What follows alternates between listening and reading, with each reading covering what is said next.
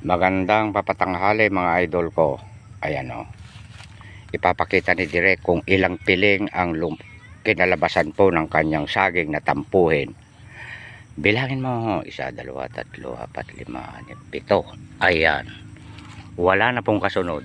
7 lang po. Ayan. Ang saya-saya.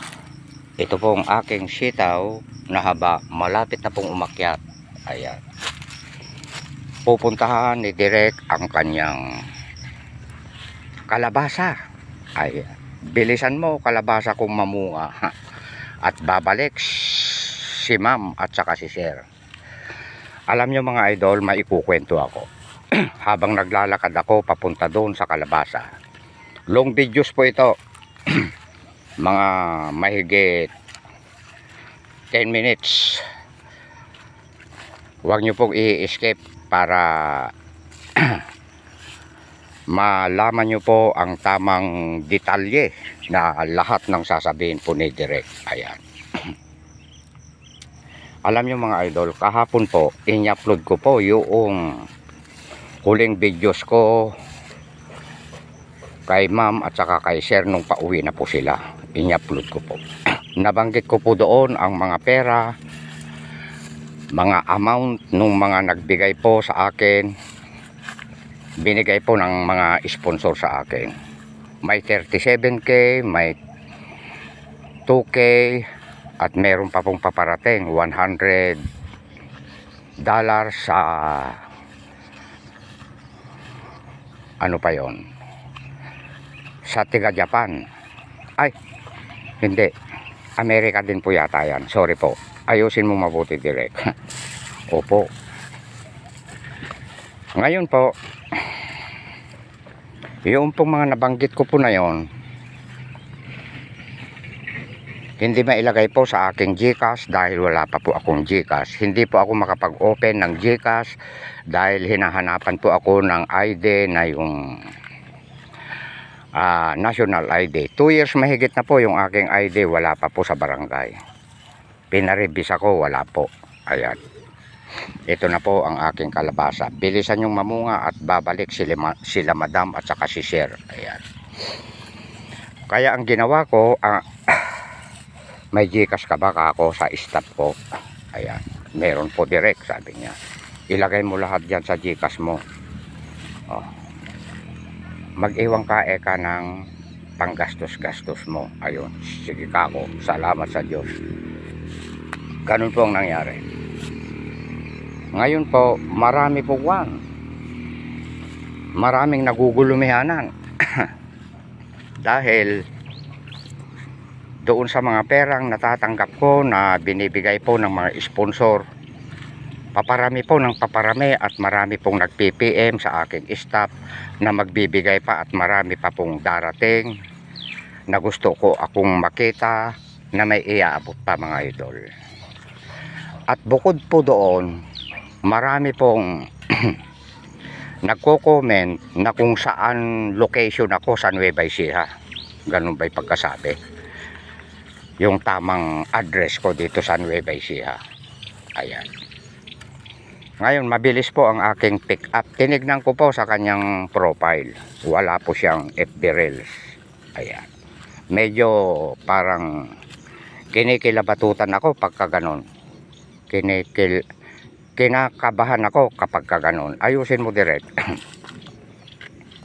Kinakabahan ako kapag kaganon ang nagtatanong. At marami ding nagtatanong na kung ano-ano ang mga comment. Marami ding nag-comment na huwag kong sasabihin yung amount dapat dahil mahirap ang panahon ngayon at baka mamaya pag-interesan. Ayun. Ang sabi ko naman, mapapatay na nila ako, wala silang makukuha ang perang hawak ko dahil sa mga donors lang po yun ng mga sponsor. Ayun. Ang sabi ng staff ko na advisor ko pa, i-delete mo na yan Direk. Nabasa niya lahat. Ayan, yung mga comment. Ayan. Nataranta ako. Magaling ang aking advisor. Kasi ang aking hangad lang naman doon, nagsasabi ako ng totoo na para papalakpak din naman ang tenga ng mga followers ko na nagbibigay ng tulong sa akin. Ayun. Kasi iyon ang sabi niya noon eh.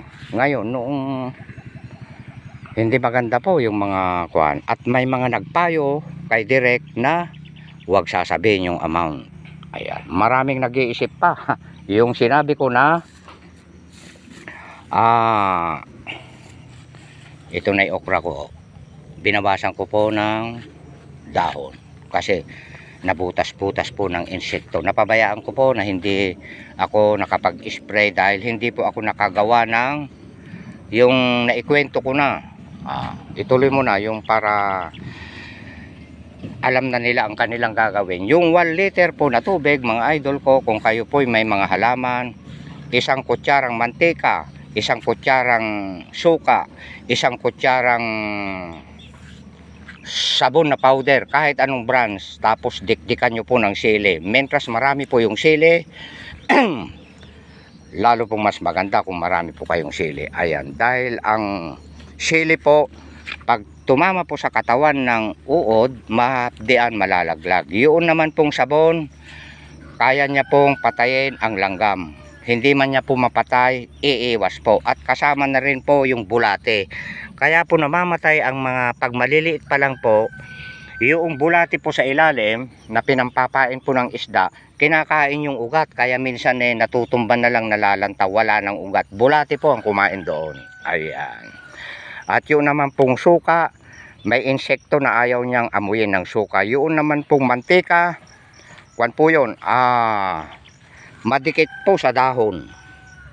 Mga 2 araw, 3 araw, lalo na pag hindi po nauulan, nakadikit po sa dahon. Pagka po nalagyan po yung itlog po ng mga paru-paro sa singit-singit na ganyan, hindi po magtutuloy na mapipisa. Ayan. O sige, ituloy mo na direct yung pagdating sa pera.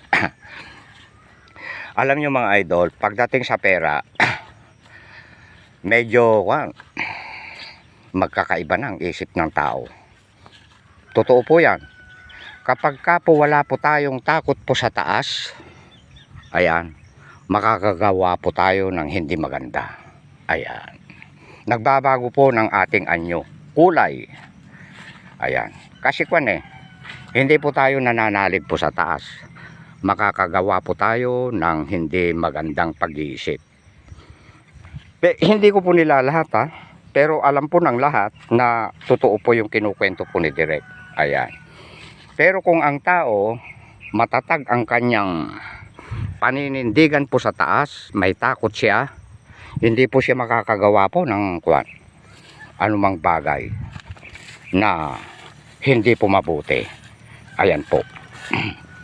Yung ibinigay po ng mag-asawa kahapon, nakasobre. Hala, bakapal. Mag-iisip kayo ngayon.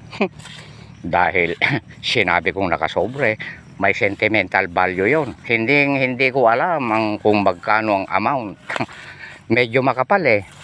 Hindi naman tig 20 pesos yon. Hindi rin tig 50 pesos. At baka hindi rin tig 100 pesos, 100 pesos. Medyo maniniwala ako, baka tig 500. Ayan. Kapag ka po tig 500, aba, malaking pera yun. Hindi ko po binuksan. Opo, hindi ko po binuksan. Ibinigay ko, hindi maipasok ngayon sa GCash ng aking staff dahil ayaw kong pabuksan eh. May sentimental value kako yan. Matagal bago buksan yan. Yun ang sabi ko sa aking staff. Opo, direct. Ayan. Saan ko ngayon itatago? Sabi ko, ilagay mo sa ilalim ng iyong unan. Ang saya-saya. Sigurado direct, hindi mo bubuksan. Baka mamaya hindi ka nagsasabi ng totoo Aba, bahala na kayong mag-isip mga idol Bahala na kayong mag-isip. Alam nyo, si Direk, may kasamang comedy ang kanyang mga content.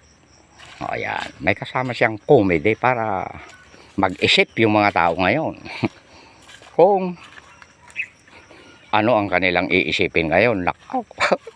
Kung hindi ko siguro i-delete yun buksan mo na direct. Gusto naming malaman kung magkano.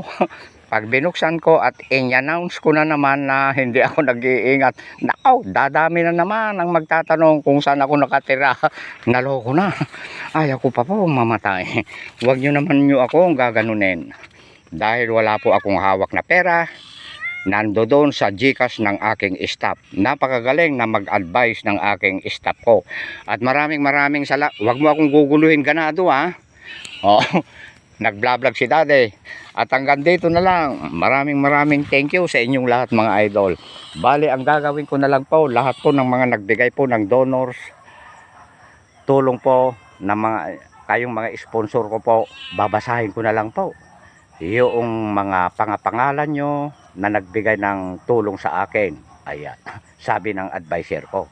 At baka mamaya may mga ngati ang kamay agawin sa akin. Wala silang maaagaw. Tulad ng sinabi ko po kanina, mapapatay na nila ako. Wala akong hawak na pera. Ayan, di ba? I love you all. Ayan, thank you very much mama, sir. Ayan, hindi ko bubuksan po. Naku, dadami ang viewers natin. dadami dahil hindi nga bubuksan nga Magsabi ka direct ng totoo. Basta hindi bubuksan. Bahala na silang mag-comment ng mag-comment. I love you all country. Ikat na ni direct. Ayan. Bye-bye.